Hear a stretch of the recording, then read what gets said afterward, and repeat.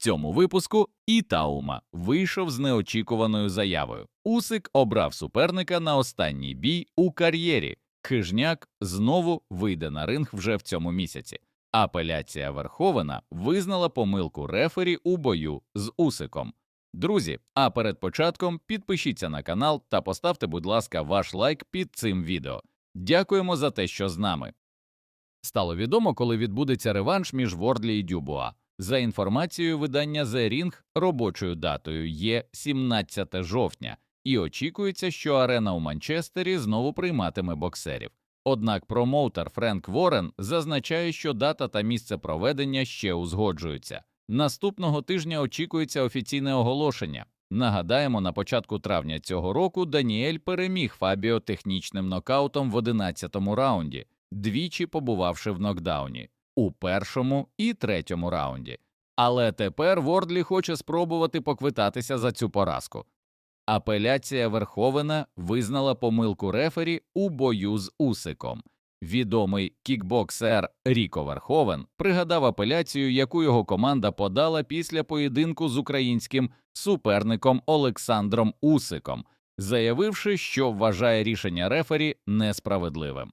Так, Усик мене спіймав і завдав класного удару, але я переконаний, що поєдинок зупинили занадто рано. У поєдинку такого рівня потрібно було дати мені можливість продовжити.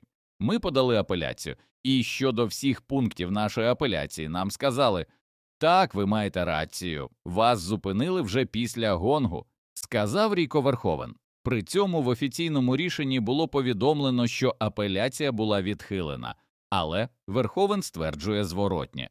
А відомий коментатор Джо Роган взагалі звинуватив Усика в корупції щодо цього інциденту. Більш того, Роган заявив, що Усик прекрасно все розуміє, як саме він несправедливо виграв та яка корупція була задіяна третіми силами.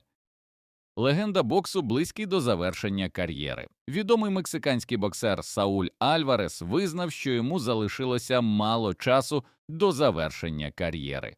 «Мій організм скаже мені, коли потрібно закінчувати кар'єру. Я це відчую навіть не під час бою, а у тренуваннях. І я тоді більше не битимуся. Цей момент ще не настав, але лишилося не так довго. Мій час спливає», – сказав Альварес.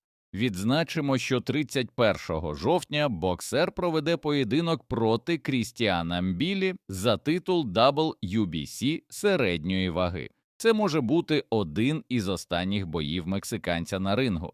Нагадаємо, Альварес є чемпіоном у 4 різних вагових категоріях і двічі був абсолютним чемпіоном. З відомого супертяжа зняли дискваліфікацію, і він готовий повернутися на ринг. Відомий супертяж Джозеф Паркер минулого року отримав дискваліфікацію через сліди кокаїну в крові. Однак у серпні з боксера зняли покарання і дозволили повернутися в ринг. Відзначимо, що за інформацією від антидопінгового британського агентства, Джозеф Паркер дав позитивний тест на кокаїн через те, що цю речовину вживав його нутриціолог. При цьому тепер Паркер має намір продовжувати кар'єру. Ось що він заявив: «Радий, що дискваліфікацію з мене зняли і я можу повернутися. Мене просять не коментувати це питання, поки все не буде оформлено юридично, але я продовжуватиму кар'єру. Це точно», – сказав Паркер. Топовий нокаутер і спадкоємець Усика повертається в ринг 12 вересня. Відомий боксер крузервейту Джейо Петая проведе бій проти Ноеля Мікаеляна, який володіє титулом WBC. Бій пройде під егідою Zuffa Boxing. Саме з цією організацією має свій контракт австралійський боксер.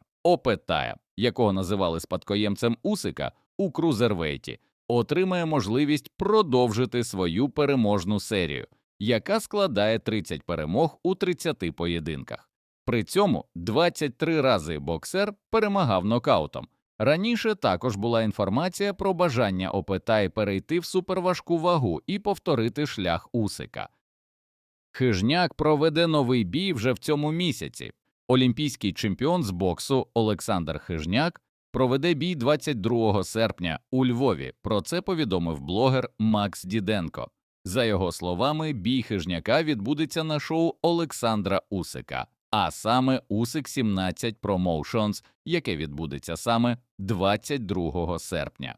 Хижняка готують до 10-раундового протистояння, навіть незважаючи на те, що лише наприкінці липня він провів бій проти француза Патрача та здобув там перемогу у другому раунді. Відзначимо, що зазвичай усі боксерські організації рекомендують утриматися від боїв мінімум на місяць після останнього, але, схоже, Хижняк зроблений із сталі та готовий битися хоч кожного тижня. Ломаченко вийшов на публіку для важливої місії. Колишній чемпіон світу у 3 вагових категоріях Василь Ломаченко взяв участь в урочистому заході WBO, під час якого вручив чемпіонський пояс чинному володарю титулу в легкій вазі Абдуллі Мейсону. Для українця цей титул має особливе значення, адже він володів поясом WBO у легкій вазі з 2018 до 2020 року. Згодом Ломаченко втратив його після поразки в об'єднавчому поєдинку з Теофімо Лопесом. Пізніше пояс змінив ще кількох власників.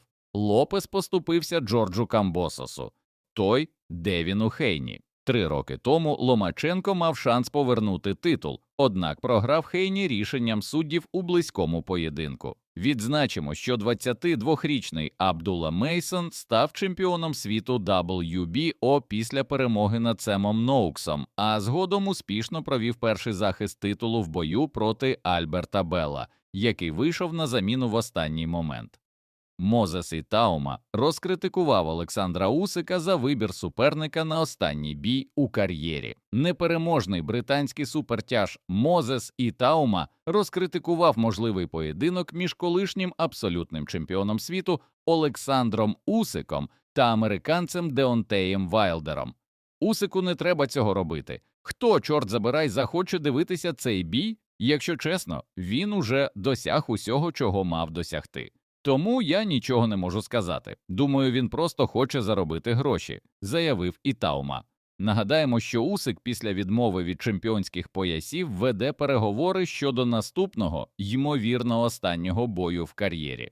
Одним із головних кандидатів на роль суперника залишається Деонтей Вайлдер. За інформацією низки інсайдерів, бій пройде наприкінці цього року або на початку наступного в Америці, в Нью-Йорку. Друзі, а як ви вважаєте, чи правий Ітаума, що Усику варто було б обрати іншого опонента, пишіть в коментарях нижче. Шановні глядачі, поставте, будь ласка, лайк цьому відео та підпишіться на канал. Дякуємо за перегляд.